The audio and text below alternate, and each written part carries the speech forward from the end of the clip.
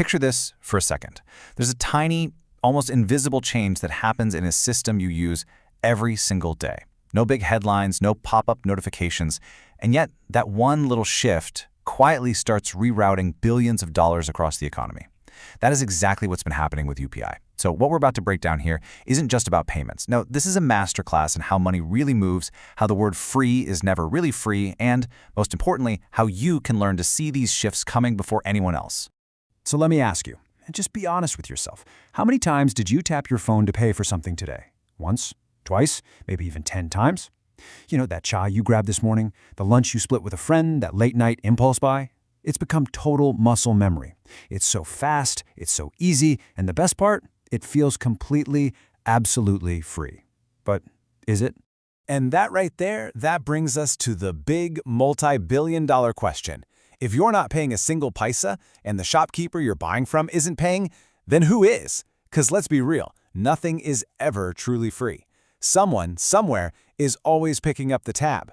And once you see who it is, I promise you, you will never look at that scan and pay button the same way again. To really get that answer, we've got to rewind the clock a few years. UPI wasn't just an app, it was a revolution. It completely transformed India's entire payment ecosystem. I mean, from the smallest chai stalls to billion-dollar startups, everybody got on board. For a moment there, it really felt like we had cracked the code. A perfect model for digital payments at a massive scale with zero cost. But that, my friends, was just the beginning of the story. So who was keeping the lights on in this free paradise? Well, think of it like a three-legged stool. First, you had the banks, who are kind of gritting their teeth and just swallowing all the transaction costs. Then you had the government, pushing really hard for a digital future with all sorts of incentives. But the real rocket fuel? That came from venture capitalists. They opened up their wallets and just showered the system with cash for discounts, for rewards, for ads. The mantra wasn't make a profit, it was get big and get big fast. But here's the uncomfortable truth that nobody really wants to talk about. Growth without a real plan to make money is just a temporary strategy. It's not a business. And as the market started to mature and those investors began asking, hey, how do we actually earn money from this? The whole conversation started to change. And that's when the subtle shifts, the ones most of us completely missed, really began to kick in. And this brings us right to the core of the issue, what I like to call the silent margin squeeze. Now, what's so wild about this is that margins almost never collapse overnight. They erode, gradually, invisibly, kind of like water wearing down a stone. And for so many small businesses, the impact wasn't some obvious new fee. Oh no, it was something much, much more hidden. To really wrap our heads around this, let's make it personal. I want you to picture a small electronics store owner. We'll call him Rajesh.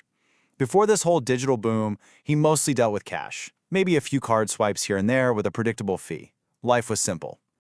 Then, UPI hit his shop like a tidal wave. All of a sudden, 70, maybe 80% of his sales were digital. The cash register was silent, but his phone was just buzzing nonstop. And his sales numbers, they exploded. Why?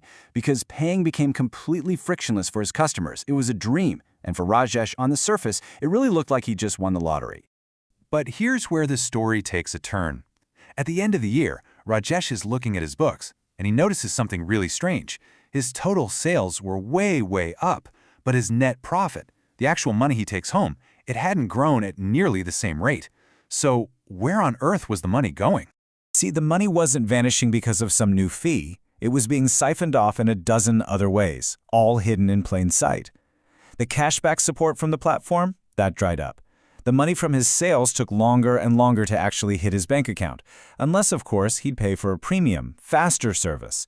And then, suddenly, he was being pushed to buy ads on the platform just to be seen by his own customers, or to offer these buy now, pay later schemes that were just chipping away at his profit. It was death by 1,000 cuts. So, and this is the absolute crucial point, Rajesh never saw a line item on his statement that said UPI fee. The margin shrinkage happened because the entire power dynamic had shifted. The cost was extracted not through a direct charge, but through control of the entire ecosystem around the payment itself. Okay, so let's zoom out to the big picture now and see how this all connects. What happened to Rajesh wasn't some evil conspiracy. It's just economics 101. It's what happens when any digital ecosystem grows up. Think about it. Every digital railway is a piece of infrastructure, and infrastructure has to be funded, right? When those initial subsidies run out, the system has to find a new way to pay for itself. You can think of it like a puzzle with 4 key pieces. There's you, the customer, there's Rajesh, the merchant, then there's the bank, and finally the app platform. Now, if the first 2 pieces of that puzzle are marked free, the cost has to land on the other 2. The banks definitely feel the strain, but it's the platforms that have to get really creative. They can't just charge a fee, so they start charging for everything around the fee, and that's the shell game we just saw play out. This whole process actually has a name. It's called economic normalization. It is the predictable, absolutely inevitable shift from a subsidized growth phase, the free party, to a sustainable, long-term revenue model. History shows this pattern again and again and again, from credit cards to online banking. UPI is simply the latest chapter in that book. Now, I want you to think about this number for a second. 0.2%. I mean, it sounds like practically nothing, right? Totally insignificant. But what happens when you apply that tiny little fraction to a truly massive system? Well, as a customer paying 100 rupees for something, you wouldn't even notice. But for a business like Rajesh's, with say a 10 lakh monthly turnover, that tiny 0.2% suddenly becomes 2,000 rupees out of his pocket. Now scale that across the entire Indian economy, and you're talking about crores upon crores of rupees. See, margins don't vanish in some dramatic explosion. They just thin out, silently. So, the real question becomes, how do you navigate this new world? Whether you're a business owner or just an everyday user, the lesson here isn't that UPI is bad. Not at all. The lesson is to understand the incentives of the system you're participating in. Because markets always move from subsidies to profit. It's inevitable. So if you're a business owner listening to this, the game has changed. First, don't ever rely on a single payment channel. Second, negotiate with your service providers. But most importantly, you have to stop looking for a single fee and start monitoring your effective cost ratio. What is the total hidden cost of using a platform? And finally, build direct relationships with your customers that aren't dependent on any single app. And for the rest of us, the lesson is to see the world with new eyes. That free transaction isn't really free. It's being paid for with your data, your attention, and your loyalty. Always read the fine print, especially on those shiny new features they roll out. And just remember, in any digital ecosystem, if you aren't paying with your money, you are paying with something else. The real question is, do you know what it is? So here's the bottom line. The smartest people in any system aren't the ones who complain when the rules change. They are the ones who see the change coming, who understand the economic forces driving it, and who position themselves to take advantage of it. They learn to think like an ecosystem analyst, not just a user. Which leaves us with one final, really big question to think about.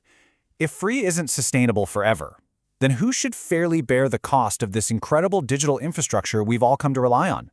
Should it be the customer who's enjoying all the convenience, the merchant who's making more sales, the government promoting transparency, or the fintech companies building all the innovation? Look, there's no easy answer here, but just asking the question, that puts you ahead of 99% of people who just scan, pay, and move on without a second thought.